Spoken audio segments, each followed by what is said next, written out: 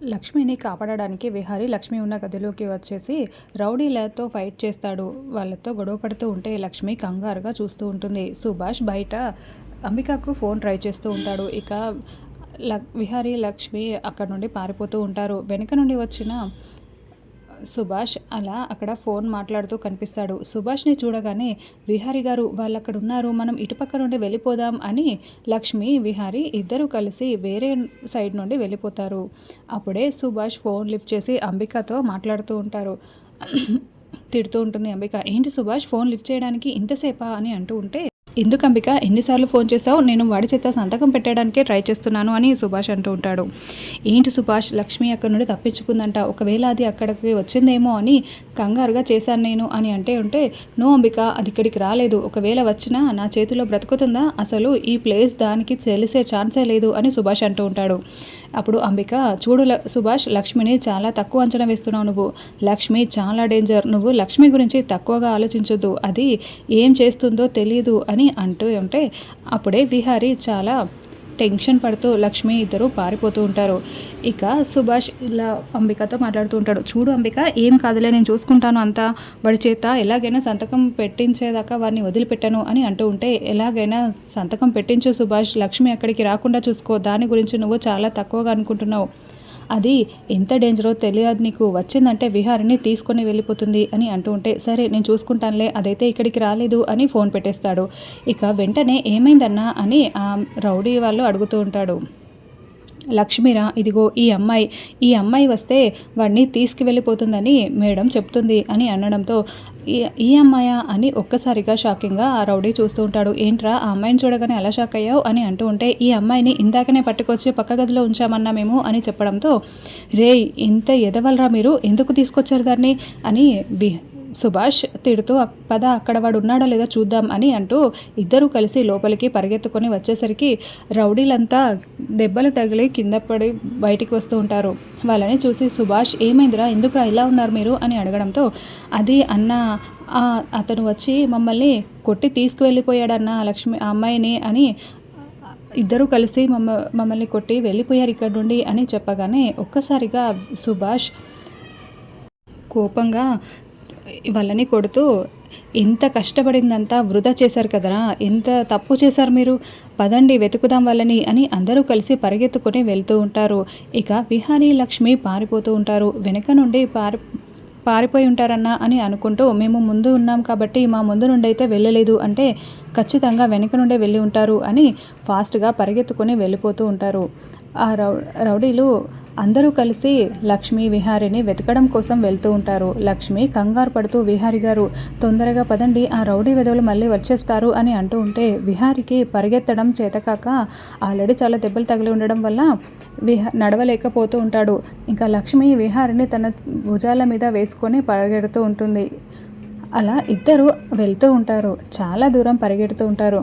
సుభాష్ రౌడీలతో మళ్ళీ, ఏంట్రా ఎంత దూరం వచ్చాము, కనిపించట్లేదు వాళ్ళు అని అంటూ ఉంటే, తెలియట్లేదన్నా అని ఆ రౌడీలు చెప్తూ ఉంటారు. రే మీరు కొంతమంది ఇటుపక్క కొంతమంది అటుపక్క అందరూ వెతకాలిరా, అసలు వాళ్ళు మిస్ అవ్వడానికే వీల్లేదు, చీకటి పడిపోతుంది, చీకటి పడినా సరే వాళ్ళని వదలకూడదు, ఈ రాత్రికి పట్టుకొని తీరాల్సిందే అని సుభాష్ అంటూ ఉంటాడు. అలా అనేసరికి సరే అన్నా అని అందరూ కలిసి పట్టుకోవడం కోసం పరుగులు తీస్తూ ఉంటారు తలపక్క.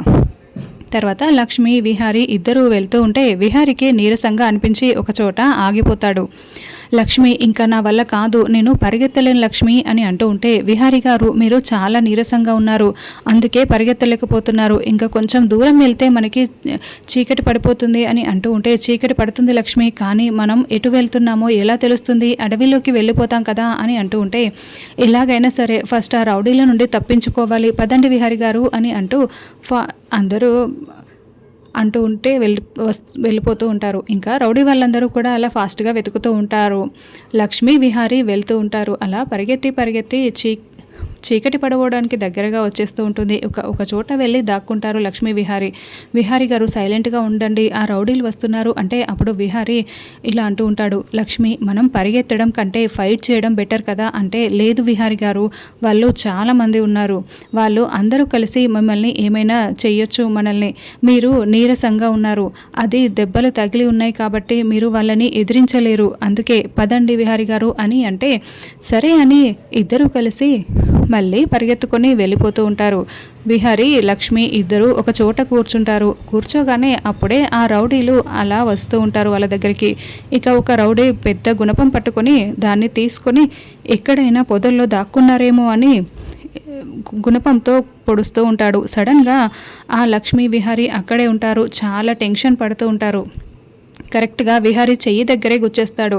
అప్పుడే ఇంకో రౌడీ అటు పక్క పిలుస్తూ ఉంటాడు. పిలిచేసరికి అది తీసుకుని వెళ్ళి అక్కడ కింద గుచ్చేస్తాడు. కానీ విహారీ చెయ్యికి గాయమై ఆ బ్లడ్ అంతా దానికి అంటుకుని ఉంటుంది. అది మాత్రం అతను గమనించుకోడు.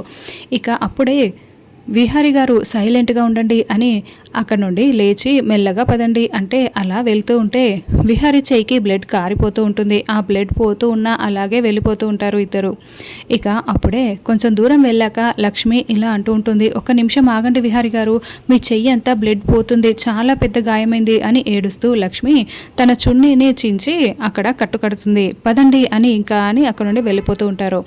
అప్పుడే ఇక్కడేమో ఆ గుణపం గుచ్చిన దగ్గర రౌడీలు చూస్తూ అటు ఇటు వెతుకుతూ ఉంటే సడన్గా గుణపాన్ని మళ్ళీ తీసుకునేసరికి దానికి బ్లడ్ ఉంటుంది. రే దీనికి బ్లడ్ ఉందిరా అంటే వాళ్ళు ఇక్కడే ఉన్నారన్నమాట అని వెతుకుతూ ఉంటారు. సుభాష్ వచ్చి ఏమైందిరా అని అడుగుతూ ఉంటాడు. ఇదిగో అన్న దీనికి బ్లడ్ ఉంది అంటే వాళ్ళు ఇక్కడే ఎక్కడో ఉండుంటారు అని అంటూ ఉంటే అసలు ఇక్కడే వెతకండ్రా మరి అని వెతుకుతూ ఉంటారు. అక్కడ దొరకరు. ఇంకా అప్పుడు సుభాష్ ఇటుపక్క వెతుకుతూ ఉంటే అక్కడ ఆకుల మీద బ్లడ్ పడిపోయి ఉంటుంది. అది చూసి సుభాష్ గట్టిగా అరుస్తాడు, రే ఇలా రండిరా అని అంటే, ఏంటన్నా ఏమైంది అని అంటూ ఉంటే, ఎదవా అక్కడ కాదు బ్లడ్ ఉంది, ఇక్కడ చూడు, ఇక్కడ గుచ్చుకుంది, వాళ్ళకి బ్లడ్ పోయింది, ఈ బ్లడ్ ఇలాగే పడిందో అలాగే వాళ్ళని ఫాలో అవ్వండి దొరుకుతారు అని అందరూ కలిసి ఆ బ్లడ్ని ఫాలో అవుతూ వెళ్తూ ఉంటారు. అలా సగం దూరం వరకే బ్లడ్ కనిపిస్తుంది. ఆ తర్వాత లక్ష్మి కట్టుకడుతుంది కదా, అక్కడ నుండి బ్లడ్ కనిపించదు. రే ఇక్కడి దాకే బ్లడ్ పడింది, ఆ తర్వాత ఆగిపోయింది, కట్టుకుంటున్నారో తెలీదు, ఇక్కడ నుండి బ్లడ్ పడలేదు, వాళ్ళు ఎక్కడున్నా పట్టుకుంటారా, చంపుతాను వాళ్ళని ఈరోజు అని అంటూ ఉంటే, సరే అని వెతుకుతున్నామన్నా అని రాత్రి వాళ్ళు మిస్ అవ్వకూడదురా అని, మిస్ అయ్యారు అంటే ఎంత వేస్ట్ అయిపోతుంది చేసిందంతా అని అంటూ ఉంటాడు సుభాష్. సరే అన్నా అని వాళ్ళు అలా వెతుకుతూ ఉంటారు. తలో పక్క వెతుకుతూ ఉంటారు. ఇక లక్ష్మీ విహారీ చాలా దూరం వెళ్ళిపోతారు. లక్ష్మీ విహారీ ఇలా అంటూ ఉంటాడు, ఇంకా నడవలేని లక్ష్మి, నేను ఓపిక లేదు నాకు, ఇక్కడే కొద్దిసేపు రెస్ట్ తీసుకుందాం అంటే, విహారీ గారు రెస్ట్ తీసుకుంటే వాళ్ళు వచ్చేస్తారేమో ఆ లోపు అని అంటూ ఉంటే, చూడు లక్ష్మి ఏమీ రారు, కొంచెం సేపు అని విహారీ మాట్లాడుతూ ఉంటాడు. ఇక మనం అయినా చీకటి పడిపోయింది, ముందుకు వెళ్తున్నామా వెనక్కి వెళ్తున్నామా తెలియట్లేదు అని అంటూ విహారీ అడుగుతూ ఉంటాడు. సుభాష్కి అంబిక ఫోన్ చేస్తూ ఉంటుంది. ఏంటి సుభాష్ ఏమైంది అని అంటూ ఉంటే, ఎందుకు కంగారుగా మాట్లాడుతున్నావు అని అంటూ ఉంటే సుభాష్ చెప్తూ ఉంటాడు, సారీ అంబిక అంటే ఏమైంది అని అంబిక అడుగుతూ ఉంటుంది. అయితే నువ్వు అన్నట్టుగానే ఆ లక్ష్మి వచ్చింది, విహారిని తీసుకుని వెళ్ళిపోయింది అంటే అలా ఎలా చేస్తారు సుభాష్, జాగ్రత్తగా ఉండమని చెప్పాను కదా, నీకు ఇంతకు ముందే చెప్పాను, అది వచ్చిందంటే ఖచ్చితంగా తీసుకుని వెళ్ళిపోతుంది విహారిని అని, నా ప్లేస్ తెలియదు, నేను దాన్ని చంపుతాను అన్నావు, ఇప్పుడు ఏమంటున్నావు, మొత్తం తీసుకొని పోయిందని చెప్తున్నావు, అసలు ఊరుకొని చెప్తున్నా, విహారి నువ్వు పట్టుకోవాల్సిందే సుభాష్, లేదంటే ఆ డాక్యుమెంట్స్ మీద సంతకం చేయించాక వాడిని ఏం చేసినా నాకు అక్కర్లేదు, కానీ ఆ డాక్యుమెంట్స్ మీద సంతకం కావాలి, వాడిని వదిలిపెట్టొద్దు, వాళ్ళిద్దరిని చంపేసే ఆ తర్వాత అని అంటూ ఉంటే, సరే అని సుభాష్ అంటాడు. చూడు సుభాష్, నువ్వు మాత్రం వాళ్ళని పట్టుకోవాల్సిందే, లేదంటే వాళ్ళు దొరకలేదు అని నువ్వు చెప్పొద్దు నాకు అని గట్టిగా అరుస్తూ ఉంటుంది అంబిక. ఇక వెనుక నుండి చారుకేశ వచ్చి చూస్తూ ఉంటాడు. ఇక అలా తిట్టి ఫోన్ పెట్టేసి వెనక్కి తిరిగి చూడగానే చారుకేశ అక్కడే ఉంటాడు. ఒక్కసారిగా అంబిక టెన్షన్ పడుతూ ఉంటుంది. ఇక అప్పుడు చారుకేశ ఏమైంది అంబిక అని అంటూ ఉంటే, ఏమైంది బావా, ఏం లేదు అని అంటూ ఉంటే, ఏం లేదు అంటున్నావు, ఒక్కసారి మనం ఎన్నిసార్లు తప్పు చేసినా ఒకసారి దేవుడు ఛాన్స్ ఇస్తాడు మనకి, అప్పుడు మనం మారాలి, మారకపోతే మనకన్నా మూర్ఖులు ఇంకెవరుంటారు చెప్పు అంబిక, అందుకే చెప్తున్నాను, అసలు నువ్వు మారాల్సిందే అని అంటూ ఉంటే ఇక అప్పుడు అంబిక ఆలోచిస్తూ ఉంటుంది. ఇక చారుకేశ, అంబిక తప్పుల మీద తప్పులు చేస్తూ పోతున్నావు, తప్పులు మాత్రం చేయొద్దు అంబిక అని అంటూ ఉంటే, నేనేం తప్పు చేశాను బావా, నేనే తప్పు చేయలేదే అని అంటూ ఉంటుంది అంబిక. నువ్వు ఏం చేసావో నీకు తెలుసు కదా, అవన్నీ మానుకో, మంచి దారిలో వెళ్తే బాగుంటుంది అని చారుకేశ వెళ్ళిపోతాడు. ఇక చారుకేశ వెళ్ళిపోగానే అంబిక, అంటే బావ ఏం అసలు విషయం వినలేదని అనుకుంటా, లేదంటే నీతులు ఎందుకు చెప్తాడు అని అనుకుంటూ ఉంటుంది. ఇక ఈ ఆస్తి నాది, ఈ అంతస్తులు నావి, అన్నీ నావి నావి నావన్నీ లాక్కొని నాకు భిక్ష వేస్తాను అంటే నేను ఊరుకుంటానా? ఇవన్నీ నా సొంతం, నేను సంపాదించినవి, అన్నీ నా చేతుల్లో నుండి లాక్కొని మొత్తం మేమే చేసాము, నువ్వేం చేయలేదు అని భిక్ష పడేస్తున్నారు నాకు, నేనెందుకు వదిలిపెడతాను? ఆస్తులు మొత్తం నా పేరున చేయించుకుంటాను, ఆ తర్వాత ఎవరి చావు వాళ్ళు చావని అని తిడుతూ ఉంటుంది అంబిక. ఇక అప్పుడే విహారీ లక్ష్మి ఇద్దరు ఒక దగ్గర ఉంటారు. ఇక వాళ్ళిద్దరూ ఒక గడ్డివాము దగ్గర, విహారీ ఇక్కడే కాసేపు రెస్ట్ తీసుకుందాము అని అంటూ ఉంటే, సరే అని లక్ష్మి విహారీ ఇద్దరు కూర్చొని ఉంటారు. విహారీ పక్కనే కూర్చొని లక్ష్మి బాధగా ఇలా అంటూ ఉంటుంది, ఎన్ని గాయాలయ్యాయో అని అంటూ లక్ష్మి బాధపడుతూ ఉంటుంది. ఆ కిడ్నాప్ మన 100 కోట్లు నొక్కేసిన వాళ్ళే ఈ కిడ్నాప్ చేసి ఉంటారేమో అంటే, అవును లక్ష్మి, నాకు కూడా అలాగే అనిపిస్తుంది అని విహారీ అంటూ ఉంటాడు. మనం చాలా జాగ్రత్తగా ఉండాలి విహారీ గారు అని లక్ష్మి అంటూ ఉంటుంది. అసలు మీకు ఎన్ని గాయాలయ్యాయి, అసలు ఎలా ఎలా కొట్టారు వాళ్ళు మిమ్మల్ని అని చెప్పి లక్ష్మి చాలా బాధపడుతూ ఉంటుంది. ఇంకా విహారీ ఏమో, నా మనసులో మాట నీకు ఎప్పుడు చెప్దామనుకున్నా చెప్పలేకపోతున్నాను లక్ష్మి అని విహారీ ఒకసారిగా నించొని, లక్ష్మి అలానే కూర్చొని ఉంటుంది. విహారీ వెనక్కి తిరిగి, లక్ష్మి, ఇన్ని రోజులు నేను అమెరికాలో పుట్టి పెరిగాను, అక్కడే ఉన్నాను, చదువు అన్నీ అక్కడే, కాబట్టి నాకు మనసుల గురించి, మనసుల విలువల గురించి పెద్దగా తెలియదు. అసలు సంబంధాల గురించి, విలువల గురించి తెలియక నేను నీ విషయంలో చాలా తప్పు చేశాను లక్ష్మి అని అంటూ బాధపడుతూ ఉంటాడు. అయితే నిన్ను పెళ్లి చేసుకున్నాను, అన్యాయం జరిగింది కదా, నీకు వేరే పెళ్లి చేసి న్యాయం చేస్తే సరిపోతుంది అనుకున్నాను, కానీ నీ గురించి చూశాక నాకు విలువ అర్థమైంది, పెళ్ళి అంటే ఏంటి, దాని బంధం అంటే ఏంటి అనేది. నువ్వు మా ఇంటికి వచ్చి నా కోసం ఇన్ని కష్టాలు పడటం, ఇంట్లో వాళ్ళందరితో ఇన్ని బాధలు పడటం, ఎన్ని బాధలున్నా నా కోసం వదిలిపోకుండా ఉంటున్నావు చూడు, అది అసలైన బంధం అంటే.